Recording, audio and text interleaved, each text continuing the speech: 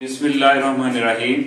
आज हम मेंडल का जो इनहेरिटेंस सेकंड लॉ है, इंडिपेंडेंट असॉर्टमेंट, उसके बारे में पढ़ेंगे। सबसे पहले हमें समझना होगा इंडिपेंडेंट असॉर्टमेंट का मतलब क्या है। भाई पहले लॉ के अंदर सेग्रीगेशन के अंदर हमने एक जो ट्रेड था उसको स्टडी किया। अब हमने देखा था 7 ट्रेड्स उसने स्टडी किए थे। अब हम एक ही वक्त में 2 ट्रेड्स को स्टडी करेंगे जिसको कहेंगे डाइहाइब्रिड क्रॉस। डाइहाइब्रिड क्रॉस से मतलब क्या है, एक ही वक्त के अंदर जो 2 मुख्तलिफ ट्रेड्स हैं उनके कंट्रास्ट को क्या किया जाए, स्टडी किया जाए, क्रॉस किया जाए, उसको बोलते हैं डाइहाइब्रिड क्रॉस। ठीक है। अब इसमें क्या बात है इसका मतलब है कि जो एक जो ट्रेड है उसकी जो अलील जो उसकी खूबी को कंट्रोल करती हैं, स्पेशल फैक्टर्स जीन्स के जो पेयर होती हैं वो अपनी मर्जी से अलग होते हैं, जबकि जो दूसरा ट्रेड है उसके अलील जो है ना वो अपनी मर्जी से अलग होते हैं, फिर दोबारा अपनी मर्जी से क्या होते हैं, यूनाइट होते हैं। यानी कि इंडिपेंडेंटली आजादाना तौर पे जो है ना वो अलग इख्तियार करते हैं, फिर आजादाना तौर पे आपस में मिलते हैं। और एक जो करैक्टर है, ट्रेड है, उसके अलील जो है ना दूसरे के ऊपर कभी भी असरअंदाज नहीं होते। यानी कि वो मोनोहाइब्रिड क्लास में यह था कि शायद एक खूबी को टेस्ट किया तो हो सकता है वो एक ही आगे जो है इस तरह करे, तो जब सेकंड को करेंगे तो हो सकता है वो एक खूबी दूसरे को डोमिनेंट और रिसेसिव कर दे, जबकि ऐसा कोई चक्कर नहीं है। तो इसके लिए ली जाती है ट्यूब ब्रीडिंग। इसमें भी सीड को स्टडी किया गया था। पहले हमने सीड्स को किसको देखा जी, शेप को, राउंड लिए और रिंगड लिए, उसको स्टडी किया।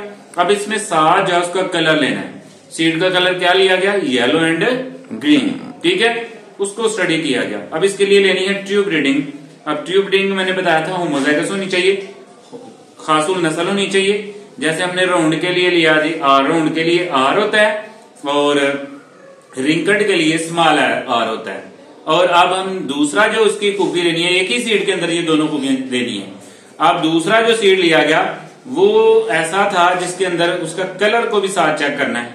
येलो उसको कैपिटल वाई से याद कर दिया, वो डोमिनेंट कैरेक्टर है, जबकि जो स्मॉल वाई उसका अगेंस्ट होगा ग्रीन कलर। हमें एक सीड लेना है, एक सीड वो लेना है जो राउंड हो और साथ ही उसके साथ उसका कलर येलो हो।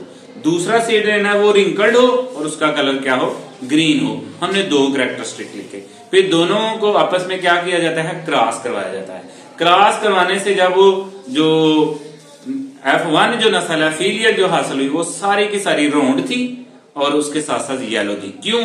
क्योंकि हमने पढ़ा कि जो डोमिनेंट कैरेक्टर हो, पहली जो नस्ल है उसके अंदर सारे का सारा कंप्लीटली क्या होगा, जाहिर हो गया। फिर उसको सेल्फ फर्टिलाइज किया जाता है, यानी कि वो सीड जो हमें राउंड आए और येलो कलर के आए फिर उसको बो दिया गया, सो कर दिया गया। फिर उसमें से जब प्लांट ग्रो हुए तो उसकी जब क्रॉसिंग हुई तो उससे जो रिजल्ट हासिल हुआ वो डिफरेंट टाइप्स का था। वो था 9:3:3:1।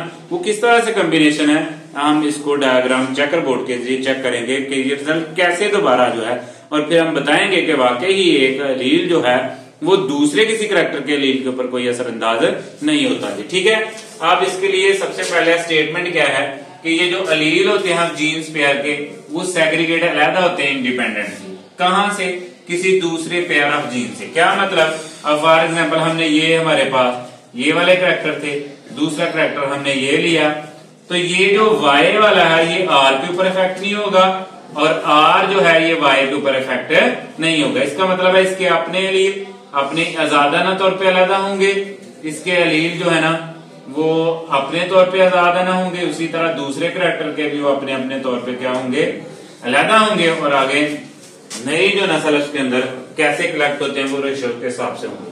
ठीक है। इसके लिए गया जी डाइहाइब्रिड क्रॉस, जिसके लिए डाइहाइब्रिड क्रॉस क्या लिया गया, सीड की शेप ली गई और सीड का कलर लिया गया। इसके अंदर राउंड और रिंकल्ड, राउंड डोमिनेंट है और रिंकल्ड रिसेसिव है। इस तरह येलो और क्या लिया गया, ग्रीन। येलो जो है वो क्या है, डोमिनेंट है, और जो ग्रीन जो है वो रिसेसिव है, इसलिए इसको स्मॉल लेटर से लिखा गया है। ये सारी क्या है, ट्यूब ब्रीडिंग है। ठीक है। अब ये देखो ये एक सीड है, ये वो सीड है जो राउंड भी है और कलर के लिहाज से क्या है, ये येलो है। दूसरा जो सीड था जिसके साथ क्रॉस कराया गया पेरेंटल, वो जी क्या था, रिंकल्ड था, इसलिए स्मॉल आर लिखा, और कलर के लिहाज से क्या था, ग्रीन था जी। इन दोनों को क्या किया गया, क्रॉस। अब सबसे पहले इससे क्या बनेगा जी, गमीट्स। अब गमीट्स का मतलब क्या है, इसमें से ये अलग हुआ, फिर ये अलग हुआ, ये सेम बनने तो इसलिए एक ही गमीट लिख लेते हैं। उसके बाद ये जो है ये भी आपको पता है होमोजाइगस नस्ल है, तो इसलिए इसमें से एक एक हम लिख लेते हैं, एक इसमें से और एक दूसरे करैक्टर में से। अब ये क्या हुआ जी आपका गमीट फॉर्मेशन। जब ये गमीट आपस में यूनाइट होंगे, इससे जो नस्ल बनेगी उसे कहेंगे F1 जनरेशन। तो ये जो जनरेशन हासिल हुई वो सारी की सारी क्या थी, राउंड थी, गोल थी, और कलर के लिहाज से क्या थी, येलो थी। ठीक है, ये हमने इसकी जीनोटाइप और फिनोटाइप देखी। इसके बाद अब हमने F1 का किससे कराया, सेल्फ फर्टिलाइज F1 से। ठीक है जी, F1 into F1। अब ये देखो F1 के अंदर हम जब देखते हैं फिनोटाइप तो हमें नजर आ गई कि ये राउंड है और कलर के लिहाज से क्या है, येलो है, लेकिन हमें जीनोटाइप्स का नहीं पता चला, तो हमने जीनोटाइप भी लिखनी है, बड़ा आर छोटा आर, बड़ा वाई छोटा वाई। बड़े आर की वजह से ये राउंड हुआ, बड़े वाई की वजह से ये क्या हुआ जी, येलो हुआ। अब ये भी वही सेम है, इन दोनों को आपस में क्रॉस करवाया तो इससे ये गमीट बनते हैं 4 टाइप के, बड़ा आर बड़ा वाई, बड़ा आर छोटा वाई, छोटा आर बड़ा वाई, और छोटा आर छोटा वाई। ये 4 गमीट इधर बने, 4 ही गमीट इधर बने। अब ये चारों गमीट आपस में कैसे मिलके जो है न्यू F2 जनरेशन को बनाते हैं। एक तरफ ये गमीट लिखे, एक तरफ ये लिखे। अब इसको इससे मिलाया, ये चीज बनी, इसको इससे मिलाया, ये चीज। अब इसमें सीक्वेंस का ख्याल रखना है, अगर पहले कैपिटल आया तो उसको लिखना है, फिर स्मॉल लिखना है, पहले एक कैरेक्टर के लिखने हैं लीड्स, फिर दूसरे के लिखने हैं। ठीक है, तो पेयरिंग सिस्टम ख्याल रखना है। तो देखो जहां भी देखोगे अगर आर बड़ा है तो पहले लिखा है, आर छोटा है तो बाद में लिखा है। वाई भी ऐसे ही है, पहले वाई जो है कैपिटल लिखना है, उसके बाद स्मॉल लिखना है। जब इसको हमने इसको सबके साथ मिलाया 4 के साथ, फिर इसको 4 के साथ, फिर इसको 4 के साथ, फिर इसको 4 के साथ, तो ये तकरीबन जो है ना कितने क्रॉस बन गए आपके 16। अब इनमें से हमने रिजल्ट देखना है क्या क्या बना। अब बड़ा आर होगा तो चीज क्या आएगी, राउंड। अब बड़ा आर वाई आएगा तो क्या आएगी, येलो। तो ये जो मैंने ग्रीन सर्कल वाले लगाए हैं ये किसको रिप्रेजेंट कर रहे हैं, राउंड को और येलो कलर को। तो ये काउंट करें 1 2 3 4 5 6 7 8 9। तो यहां पे मेंशन मैंने क्या किया, 9, राउंड और येलो। ठीक है जी। उसके बाद नेक्स्ट जो है वो है round and green. Round and green क्या मतलब है, हमने कैपिटल आर देखना है, इसको हमने ब्लू से याद किया। ये देखो आर बड़ा होगा तो क्या चीज आएगी, राउंड।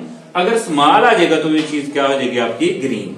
ठीक है जी, एक ये हो गया रिजल्ट। ये देखो आर बड़ा है, राउंड, और आर वाई छोटा है, तो इसलिए इसको हम क्या कहेंगे, आपका ग्रीन। तो ये 1 2 3, तो ये देखो राउंड एंड ग्रीन क्या हमारे पास रिजल्ट है 3। ये ऊपर कलेक्शन ऑफ सीड्स है। ये जी राउंड के येलो के 3 115 हासिल हुए, राउंड ग्रीन के 108 हासिल हुए, रिंकल्ड के 101 हुए, और रिंकल्ड ग्रीन के ये हुए। ये रिजल्ट वो फिनोटाइप सी, ये हमने चेकर बोर्ड से, जिसे पुन्नर स्क्वायर कहते हैं, एक मैथमेटिशियन था जिसने ये डायग्राम दी थी, जिससे हमें रेशो को पता चलता है कि अगली नस्ल के अंदर कौन से जो है हमें जो किस रेशो से है आगे डेवलपमेंट ऑफ कैरेक्टर की हुई है। उसके बाद नेक्स्ट है जी आपका रिंकल्ड एंड येलो। रिंकल्ड के लिए स्मॉल आर का होना जरूरी है और येलो के लिए कैपिटल आर का होना जरूरी है। इसको हमने रेड कलर से जाहिर किया जी। अब देखें ये स्मॉल और capital Y, small R capital Y, small R और कैपिटल वाई, जो 1 to 3 रेशो आ गई। उसके बाद हमारा क्या रह गया, ये स्मॉल आर और स्मॉल वाई, ये एक ही हमें क्या मिला, रिंकल्ड, और क्या मिला, ग्रीन्स। अगर हम इनको भी रेशो डिवाइड करें तो यही रेशो आती है, तो तकरीबन हमारी सेम आती है। अब इससे हमने क्या सीखा, ये देखो जी, ये आर ने अब इसे ये नहीं कहा कि ये करैक्टर को चेंज करे, बल्कि इसका कलर जो है वो इस लील पे डिपेंड करता है और जो शेप है वो इस पे डिपेंड करती है। अब फॉर एग्जांपल ये है, अब इसके अंदर स्मॉल आर है। अब स्मॉल आर ये नहीं है कि इधर वाई बड़ा आ गया तो ये इसको जो है क्या कर दे जी, अपने असरार जाहिर करे, नहीं, बल्कि आर ने ही अपने इफेक्ट शो किए। तो इसलिए ये क्या आ जाएगा, आपका डबल आर आ गया, तो इसलिए ये कौन सी शेप में आ जाएगा आपका जी, रिंकल्ड शेप में। ठीक है जी।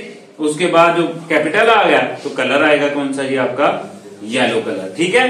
तो इसलिए एक एलील जो पेयर है वो अपनी मर्जी से अलग होता है, किसी दूसरे करैक्टर के एलील को वो कभी भी इफेक्ट नहीं करता। इसे तो कहते हैं इंडिपेंडेंट असॉर्टमेंट, क्योंकि जुदागाना आजादाना तौर पे जो अलग होती है और वो आजादाना तौर पे जो करैक्टर है एक दूसरे के साथ क्या हो जाते हैं, मिल जाते हैं। ठीक है।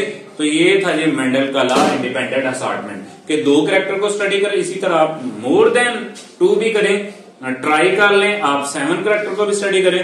तो हर करैक्टर का अपना अपना एलील पेयर्स होते हैं, वो अपनी मर्जी से गमीट में सेपरेट होते हैं, फिर फर्टिलाइजेशन के जरिए वो अपनी मर्जी से एक रेशियोज के जरिए क्या होते हैं, इकट्ठे होते हैं जी। ठीक है जी। तो ये था जी law of independent assortment. Thank you.